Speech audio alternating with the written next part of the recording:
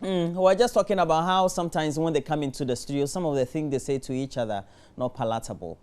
Well, I guess that's just on the side, even though we'll be discussing that. Adam Mutawakilo, known to his constituents as Gallows, because then he was a chief executive for the district before, is here. He's a member of parliament for Damango. Thanks for joining me, Gallows. Thank you very much. And also Boniface Gambela Adakbela. He's a member of parliament for Nakban. Thanks for joining me. Morning. Okay. It's MPP NDC though. And talking about MPP NDC, they seem to have gotten the headline following that very research done by the Media Foundation for West Africa, that apparently, of course, the MPP topped foul language on radio and TV and the various portals, etc. But it's an election year. What we say to our constituents is critical, but also how we say it and the language in which you say it is important. I have to start with you, since you are topping the list. Sometimes when you come, I tell you, you keep heckling and you're mischievous sometimes. Sure. And I hope that your language sometimes will be as decent as it should be. What do you make of this very research? So first of all, are you talking to me as a person or as Oh, no. As a professional politician. Because when I come, I don't insult anybody. Oh, no. Actually, I think that exercise, for me, I'll say is good. As part of the business of the media group, is fine. They must find something to do. And when you observe a system and there is a gap, so where there is a gap, you need to bridge it. If there is a need to address it, you find ways to address it. So what I think is lacking, over the years, the foundation has taken this exercise and found out that this bad language, foul language, and all those things. So that has to do with communication skills and how do people communicate. So do we have to, you communicating to persuade, or you communicating to put fear in people, okay?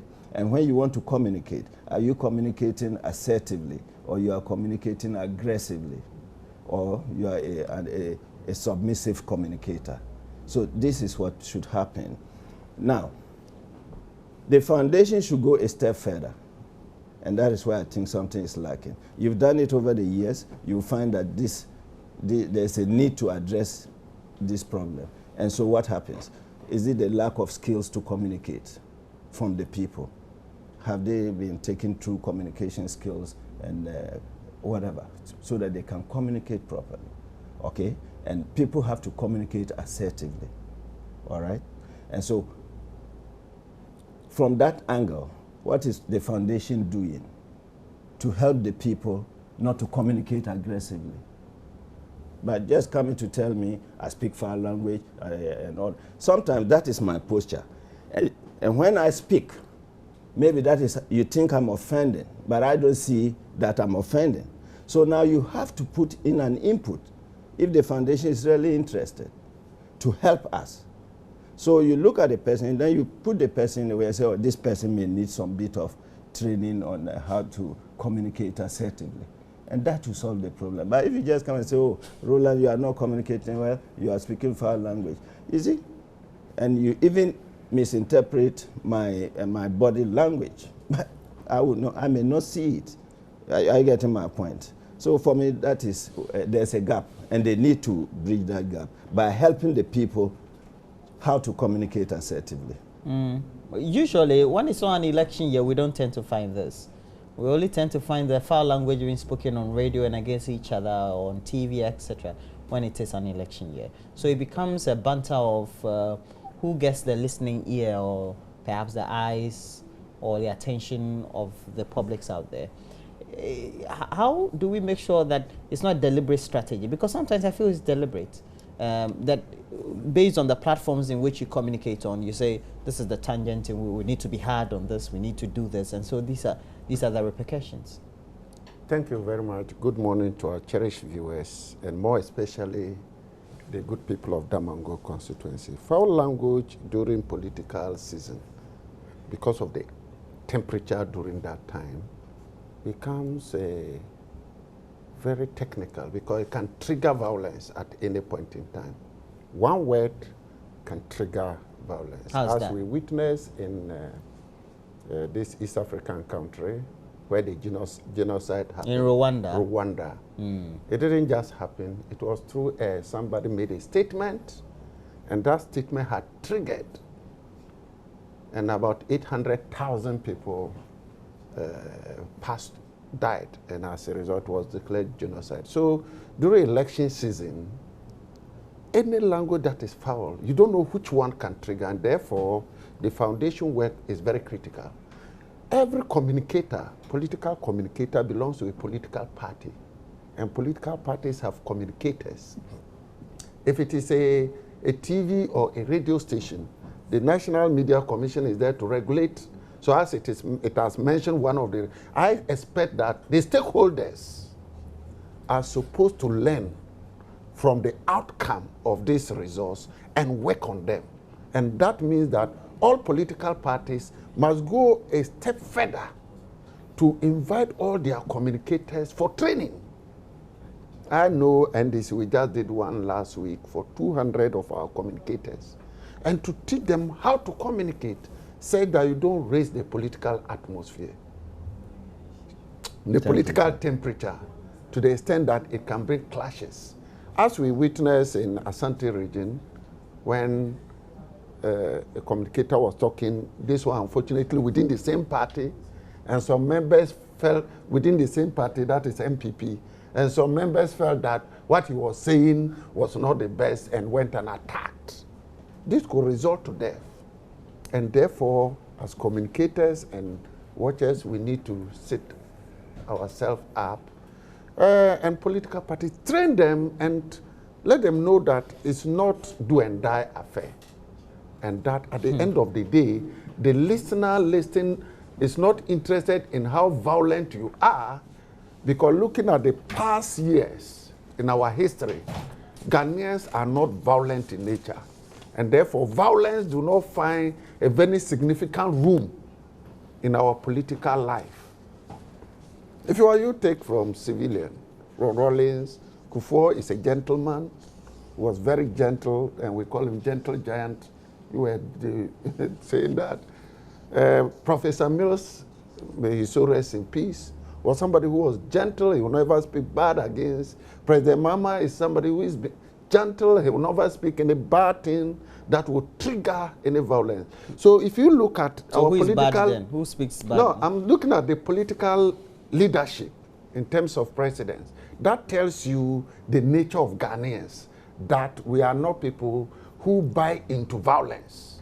So when a political party tends to score more points in this, it tells Ghanaians that this is not the tradition we belong to.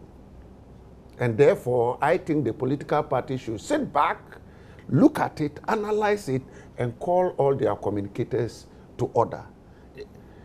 As we in NDC, we've also scored some points. That doesn't mean that we are extremely comfortable.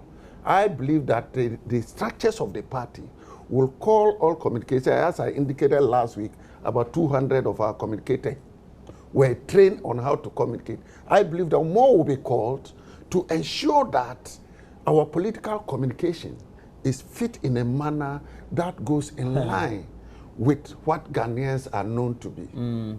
For each election, Mr. Boniface, we have trouble spots, hot spots. Some populations that when you speak certain issues to, they take it at a certain level and tend to react to it differently.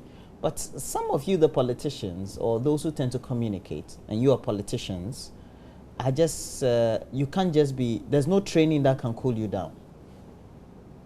I'm not talking about the two of you, I'm talking general. No. There are some, and we know them, but constantly they are on radio and TV. Those people, no matter the training you give them, they just snap. You know them. What do you do with such personalities? They are very integral, important in the parties. You can't do anything about them.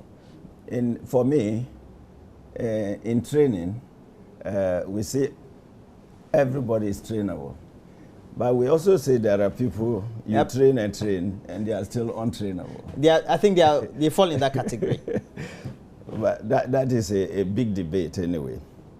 But you see, sometimes I don't think when you say the communicators, the official communicators of the parties, they take training. But the question is, who trains them? If it's me, Boniface, training you in communications, you'll definitely be an expert communicator, I'm telling you. So, what is this thing about Rwanda? Today, let's get the facts about Rwanda right. Every day we're making reference to Rwanda, Rwanda, Rwanda. And we existed before Rwanda. And this, our aggression has existed before Rwanda. No. Yet, we haven't gone to that war based on but we don't have to trigger the variables. Radio station and doing that. So Rwanda thing has a bottom secret. We know. The ethnic. Yes. So it was an opportunity. Colonial, post-colonial ethnic. It was an opportunity for some group to take it up. So, but it had a triggering. But it had a triggering. Something that triggered. I'm coming. In 1992, a speech was made by a notable person in a political party. 2 years down the line, we also had constantly, months before that very incident, people making certain comments against one tribe and the other. It was triggered by the media. We shouldn't belittle that point. That is even though it's got historical antecedents. All tribes and regions have got historical problems with people. The point I want to put is that Ghana is not Rwanda. And what happened in Rwanda will never happen in Ghana. I don't know why people fear. You must have faith in our stand. We have faith in our Lord in Ghana. So why people fear? Rwanda should take their matter. Okay? You see, people will come on, like I said, it's their style of communicating. People may also come deliberately. To answer that question. People will come deliberately. Like, for example, a reference has been made to a party member who went on talking foul and he was disciplined. Oh, that's it. Within the same party. Is it the same party? Within the is same he party. A party member? Of which party? NPP? Yeah. Did he say so? Yeah, he is. And the people you say he was disciplined. The people who you say he was disciplined. The people who disciplined him with moderate force. What is moderate force? Limited force. Are they also MPP? Yes. I see. But leading by the MPP. I haven't heard. Regional today I'm hearing that. Because MPP don't beat MPP for anything. Unless where discipline must be put across, like any other place. You see, what foul language haven't we heard from everybody in this country? Presidents insult. And when presidents insult, they are fathers, they are parents. So what do you want children to do? So the issue, Media Foundation should start from the top. Leaders are insulting, and you think followers will keep quiet. So that issue has to be addressed through a very serious roundtable conference. Look, you are a leader, you are a president of Ghana or of Africa, or a president or a leader of this institution. Your language should take care. So a president shouldn't come public and say my party emanates from a violent body, and therefore if you want to meet me force by force, we will show you because I'm coming from a violent history. It's wrong. It's bad. Particularly with elders. We shouldn't. So all these communicators you are talking about, you find that they are the young people. And where you remember Rawlings, children with sharp teeth. What did he mean by that? So we shouldn't go that issue of blaming party A, party B. The Media Foundation, as I'm saying, should come out and go beyond just giving a report. They should link up with the parties. What training or what are some of the issues are not training problems. They may be strategic problems of the various parties. People are drawing strategies and thinking that attacking a particular person, from drugs to robbery to whatever, when the fellow has never been involved in drugs. Okay. You see? And I was talking about some people who... I just want, when somebody is calm and you feel that the person is calm and therefore you want to execute that, you are violent, you draw your attention to what has happened in the past. And we have learned a lesson from that. Maybe they haven't. That's why NDC, we are calm. We are always we peaceful. make sure we remote. If a chairman of a party can say that they cannot guarantee peace during the after this 2016 election, if the thing is rigged, as if they are born with violence.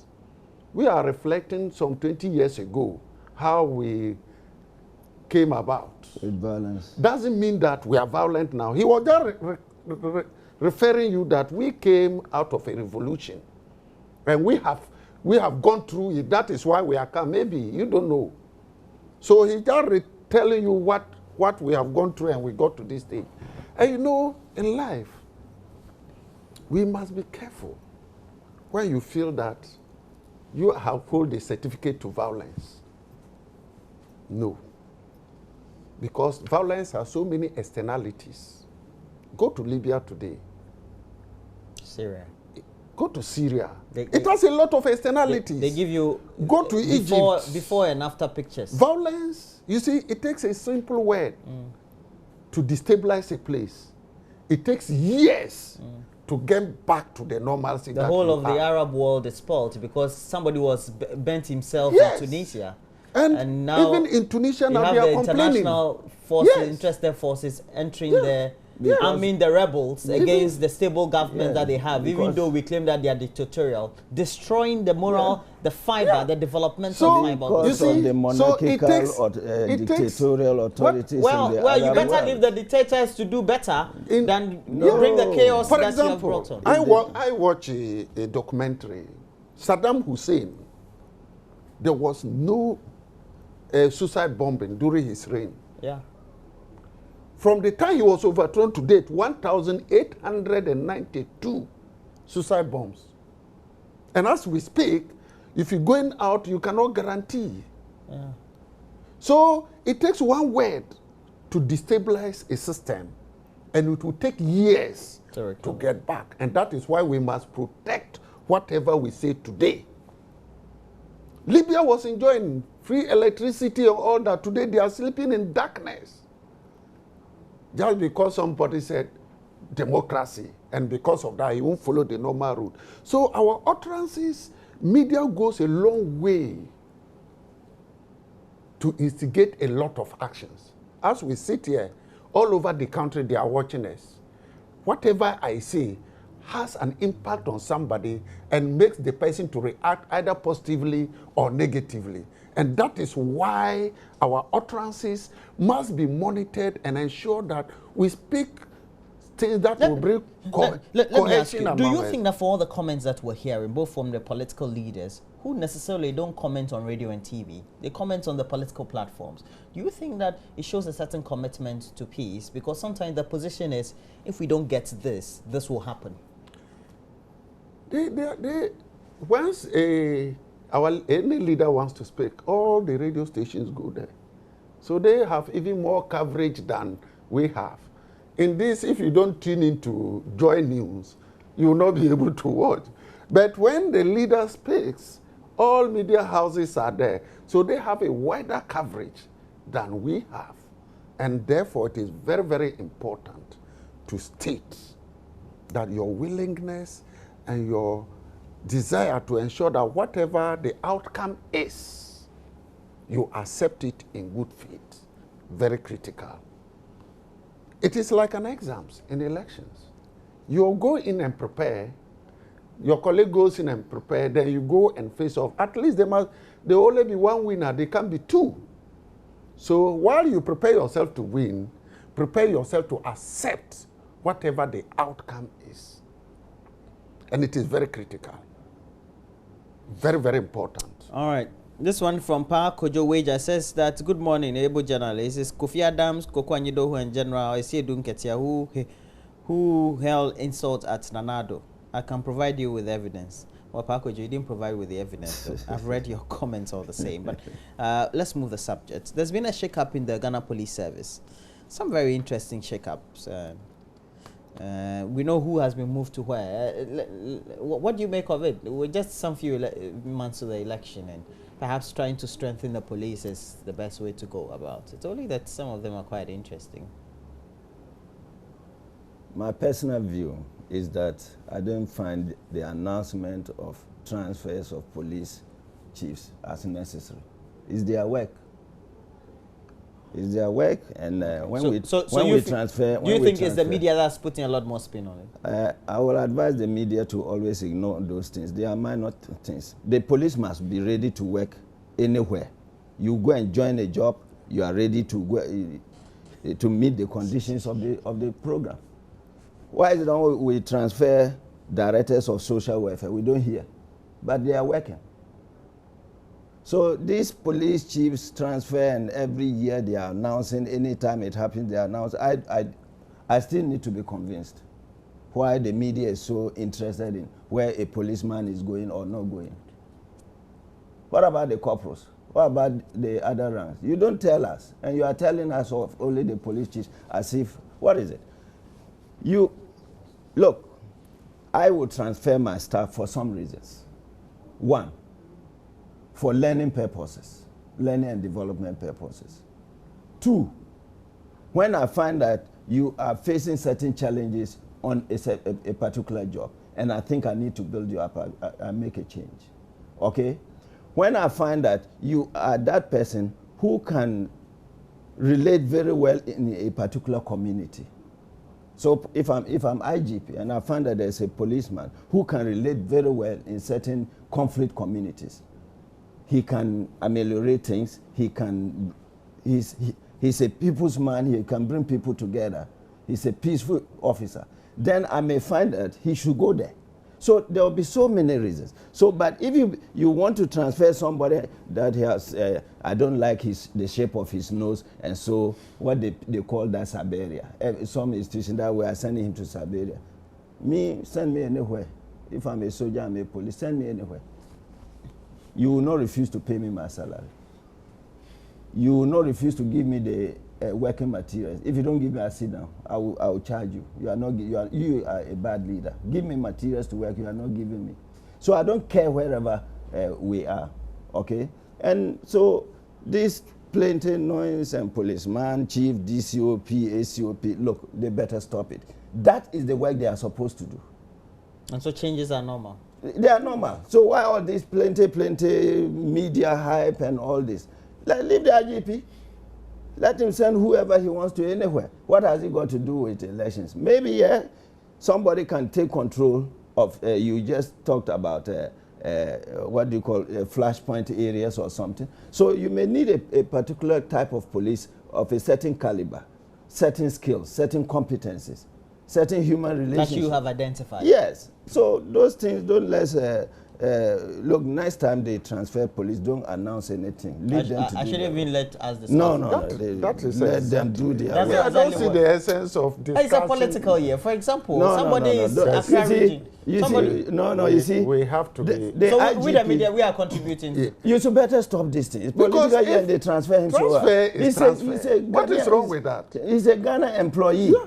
Let the IGP send him anywhere. Another IGP may come and he will observe differently. Yeah, we have to stop linking state institution to politics. Let me tell you something. The IGP himself can come to NAVDAM. Voting day, he can't change the vote. That is it. Me, NAVDAM, the IGP, he himself should come. He can't vote for me. He can't vote against me. You understand what I'm saying? So what is the problem? So I don't see the reason why we should talk so much about it. There's a political year. What is political year? It's a police administration. It's an institution. And transfer will go on whether a political year or not. So because it's an election year, everything must come static? Please. An election is going on everywhere in the country. So I don't see, and when you were recruited, you were not attached to a place that this is the permanent place for you. The banks do more transfer than any other institution. Per my own distance. You go, your next relationship, your relationship manager the next moment, the relationship manager we don't talk about that. That tells you that management of institutions will decide when and where fits at the right time for somebody. And if they carry out, I don't think we should make hula baloo about it. I don't think so. It's normal. An organization's leader will transfer his people based on what I told And you. even Either to develop the person or the most suitable for a certain circumstances. There will always be shakeups. Or to remove him out of challenges. Yeah. Build him up. It's for that purpose. And so once we even have a new IGP, you must know there will be shakeups. We have this one from SK. Tamale says, the honorables in the studio, Boniface, Gambela, and Mutawakilo, they've shown that they are politically mature. And thank you all. Keep it up. Thank That's you. from SK. Yeah. Okay. And some of them, anyway, they said we should leave it up. So we'll see.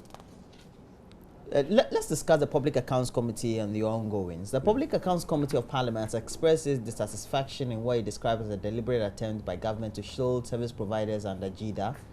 And the committee says government has failed to produce service providers for questioning with regards to some alleged misappropriation of funds at the agency. Do we need the Public Accounts Committee to be questioning those who perhaps may said to have flouted certain rules, or perhaps maybe they haven't paid such institutions? It doesn't matter. You have a report, so the MDA should, the head of the MDA should come in and do that. I start with you, Mr. Gambela. I think the Public Accounts Committee is the People's Committee. Sure. Yeah, so it can ask for Anything. any information or any investigation it wants to carry out. Perhaps, particularly if it is not satisfied with what the government leaders are putting before it. We have situations where maybe some companies don't exist, but they are operating on paper. Really? We have situations. The history of Ghana, I'm talking of the history. We have had situations where people are paid big money and we are told they are ghosts. So perhaps these service providers, some of them may be ghosts. So where is the truth that you paid some money or you have business transactions with a certain company? Who is the company? Okay, that is the kind of thing the PAC may want to see. They want to see the institution, they want to see who are in and ask certain questions. Or sometimes people may take money to pay companies or service providers, and all you get to know is that it doesn't reach the service provider. That is possible.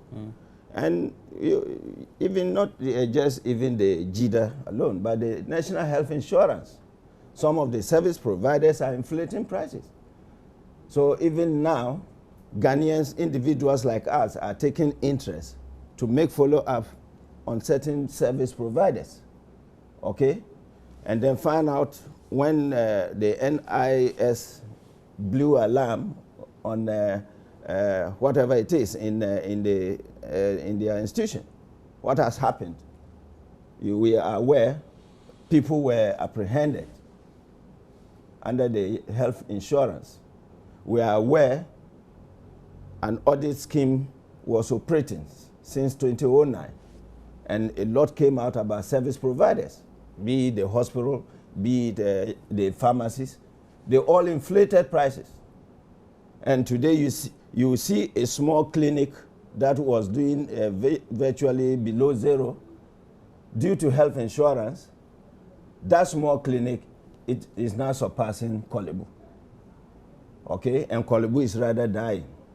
So the PAC, the PAC, as the People's Committee, has the right to say we want to see these service providers. So I think it's in the right direction. And the PAC has certain powers. If the government will not advise the providers to appear, the PAC can give an order. There are procedures it can use because it has powers to the equivalent operations of the high court levels. They can subpoena people. So at a stage, they may go a step further. But for now, I think when I listen to the news a bit, I think the minister, Honorable Haruna, the impression I got was, it looks like they did not conclude an arrangement that they should be brought to PAC. So I don't want us to go far, but I just want us to know why PAC can call people based on some detailed information. But we all know this is based on the report of the Auditor General. Yeah, the Auditor General brings that some of the service providers took loans, even though they've paid. Yeah, we haven't finished with some interest payments. I think that the invitation is to the Ministry of Employment and Labor Relations. I think it should be. And I've not heard somebody said in the invitation, they indicated that private providers should come. And I don't also know by law, without subpoenaing that person, the person is obliged to appear. I don't know much about it. So I need to know. The procedures are there. Because if you invited a ministry, it tends to invite a private person. The private person can decide to come or not. If you actually want, you subpoena the person to come. Yeah. Yes. But two, I think this is purely a ministry affair. And as the minister, my brother said, it wasn't clear whether he was to bring with private people to do that. But we must know when it is, certain things are criminal and others are civil. If it is civil, there are methods by which to reclaim the money. And we must know, as at the time, all what happened, there was not any law, black and white, outlining the activities of JIDA. It was just recently we passed the YEA bill, which is now a law. And therefore, references can be made to a law and action taken thereon.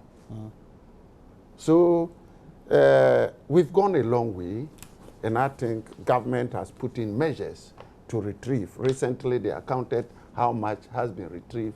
Some have finished payment, and government will always put in the measures to ensure that all monies that were illegally taken will be brought back to government chest.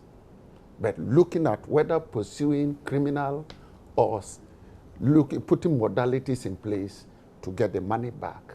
As indicated, National Health Insurance, they've been continuous, there was clinical audit, and as we speak today, BNI is still doing some investigations.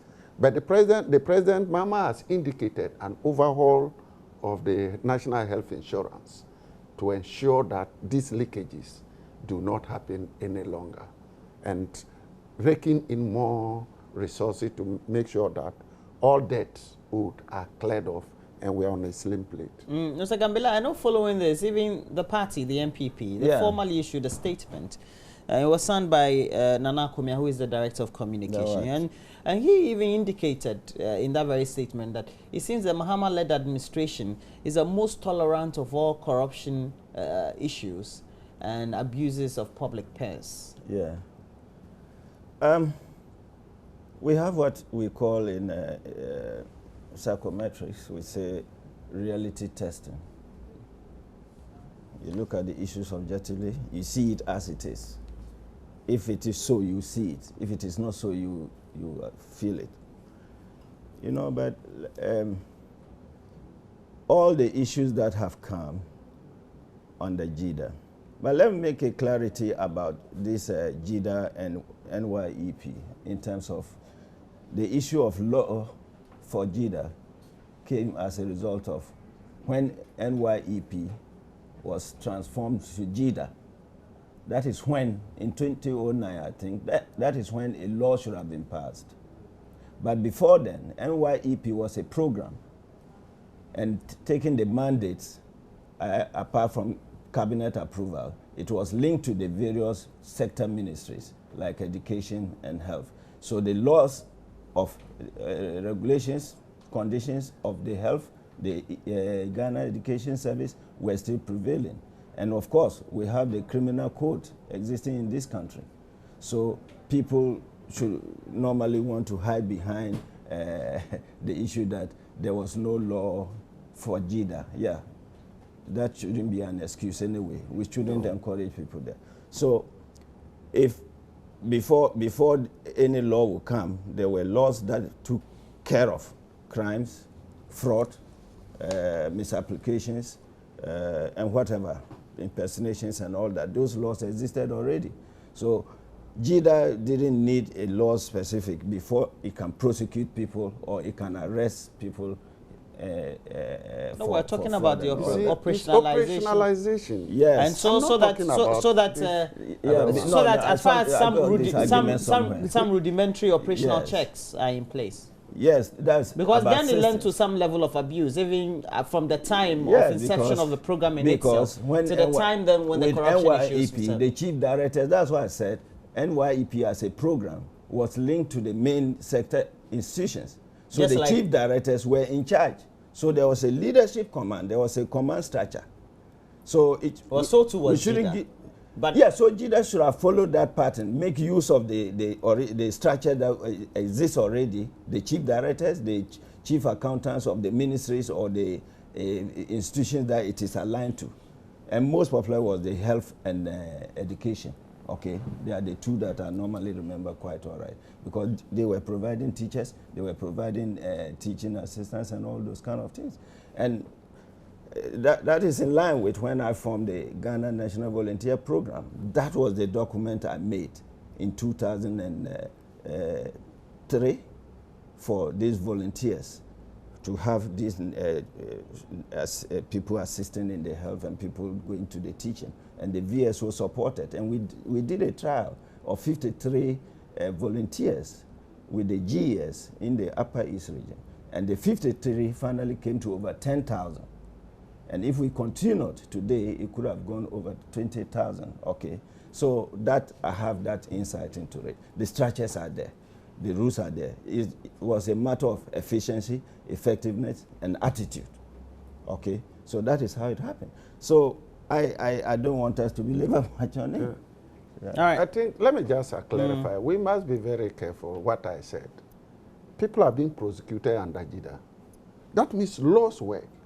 But the document covering that particular institution, and which we have passed.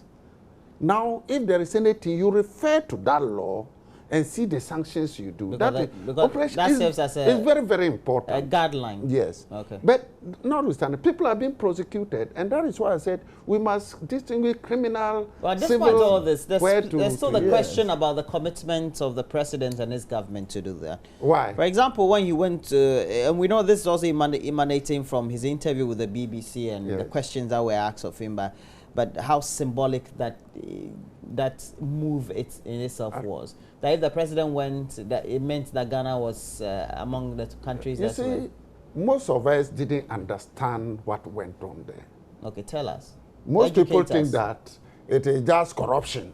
You see, the Panama Papers has revealed a lot to the whole world, that people can avoid tax, which is not illegal. People can own big companies, but we don't know exactly the person who owns the companies. That is what we call beneficial ownership. People don't know where we have tax havens. They operate lawfully, but morally it is not good, and therefore we need to put in measures to be able to augment, to curb those abuse going on legally. For example, let me see.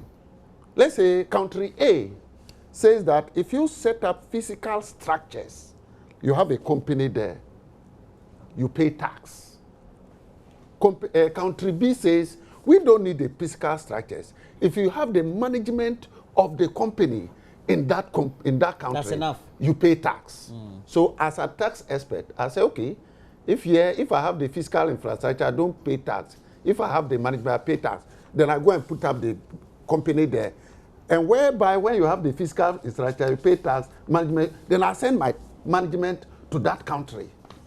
So at the end of the year, I make money here, and because it's not physical infrastructure, I don't pay tax. And here, I make money there because I don't have the management there. That is where people study the tax system and the treaties between countries and make big millions and millions of cedis. The Panama Papers came out that we need to move forward by amending our laws to take care of these loopholes. And that is why every government made some commitment on beneficial ownership. ensuring that the tax havens or the treaties between countries is taken care of, not to provide loopholes for tax avoidance. But Ghana will also have an offshore law. But what? Offshore banking system. Yeah, but we enter into treaties with those countries. So in entering into the treaties with those countries, we must make sure that we cover all the loopholes that will enable in a flow of funds, which might be lawfully, but people are expert to avoid it. And also our beneficial ownership, we are pushing to... Mr. Kabila, I've been told that the countries who are even spearheading all this, they are rather the haven, or the countries which we have domiciled funds emanating from our third world or developing states. So they have no moral right in questioning that. Stashed away billions or millions of dollars, if not. Like my brother said, the Panama Papers, most of the names are from those countries. Yeah, true. So, but their papers tend to harp a lot more on third world or developing countries. Yeah, I know. But we know many of the names are from the developed world. That is so. You see, what happens there is that the laws there work better than the laws here.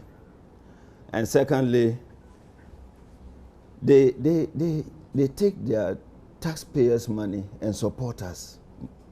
We run to them and ask for money.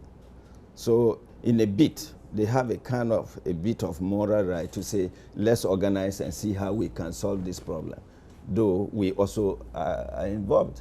And you are rather taking more from us, and you are being so whatever. So come. Well, you see, when they got there today, it extended to bribes. And our president was trying to distinguish other as a person, human beings, and he gave some philosophical descriptions of how a human being can resist bribe or can avoid bribes, okay? But you see, he shouldn't have asked those questions first. He should have just answered the question straight away, as a person or as John Mahama. So which of them? As a president, no. So it means as John Mahama, you take bribes. Then as a person, you take bribes. But as a president, you don't take bribes. Those things should always be, he should be smart. Our president should be smart, because for me, I was a bit embarrassed when I observed that. As a communicator myself, I teach a lot of communication skills too, even though sometimes I deliberately violate them because of this, your politics here. You know what I mean? Yeah. So, because they give us a chunk of their taxpayers' money. So that's why they should be interested. They should be interested. If we don't go to them, and we go standing crying, oh, our people are poor, then we show those photographs of lean, hungry-looking people. We show photographs of famine, and we say, help us. Our budget, we draw our budget. We wouldn't do our budget according to how much we have in our countries, okay? Then we do it, and we say, white man, borrow us. The way you didn't say borrow, give us for free. There are grants. And some of them are grants. These days, they don't give us a grant. You get it. Now, when you say we're now of age. You remember President Buhari. When the Cameroon man said Nigeria, you know, that kind of reference to Nigeria, he said no. No apology necessary. He is going to collect his money. The fact is that you took the money, you've dumped it, and most of the money is with the white people. It's in the UK especially. And they are using the money. But you see, we the blacks, we took the money there. So for them, they will welcome it. So for Buhari, no.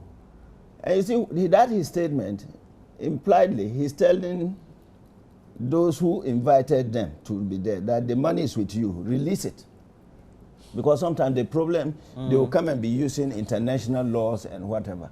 So he said, release it. He was indirectly telling them to release. Point made. Thank you. I think the president made it clear that he's never taken bribe before. What is the reading into the fact of the matter that he has never taken bribe? He said as a president. PC Apiofori came, PC Ofori, former mayor, came out to attest that the president is not corrupt. Indicators by the Transparency International indicated clearly that the country is moving in the right direction in the fight against corruption. Are you sure? Yes. Oh, that could be true because we are all fighting. Civil society. No international... It's not the president. No any country or international organization had indicated that Ghana fight against corruption is not in the positive direction. I think before we went to this place... says that your government should not take credit for it. Why not? They didn't say government. Societal effort. They said Ghana. The president, you see, what happened in NDC regime is that we attest to the fact that corruption exists. And therefore, we need all hands on deck. That's what you are doing. Because corruption is not only political corruption. If you go to the health sector, it's ongoing. The GES is ongoing. Customs. So therefore, that is why the president implemented the NACAP, National Anti-Corruption Action Plan, and opening complaint offices in the various regions which will go to the district. Say that if you go to any health center and you pay bribe, don't hesitate. Just go there, complain, and give the details of the person, and it will be taken on. So the structures are being put in place. The president is not corrupt, and the president, over the years, has shown resilience in the fight against corruption. Okay, I've given you good mileage. That will enter the comments for today. But the president no, that's okay. Let's see. This one is called political mileage. That's okay. What procurement? But we must understand between policy. I'll end with this. Nanado Dankwa. That's what. Do you know that Nanado Dankwa has been going around speaking to his constituents? He says that there should be no second term for a non-performing president. Yeah, and he was speaking at a conference organized by the Konrad Adner Foundation in Alisa. He says that, well, Ghana has come of age, and with the president desperate for a second term, yet pulled down by his own unimpressive track record since 2009, and with Ghanaians clamoring for a change in their circumstances, the stakes are very high, just like it happened in Nigeria, electing the APC's General Buhari into office. Thank you. Now, my guest for the morning, Adam Mutawakilo, is a member of parliament for Damango Gallos. Thanks for passing through the studio this morning. And also Boniface Gambila Adakbila is a member of parliament for Nakpam. Thank you very much. Diagnosis Center is your ultra-modern diagnosis center specializing in the treatment of fibroid. They are competent and voluntary staff will ensure that you undergo the treatment of fibroid without any operation, under hygienic conditions, and through the application of modern technologies in their practice. They are located at Okponglo Junction in Accra, TUC in Kumasi. You can call them on 02431761119 or 02075155623 or 02733270054. Direct Diagnosis Center. We treat fibroid without any operation. We're taking a break. When we come back, we have entertainment for you. Do stay on.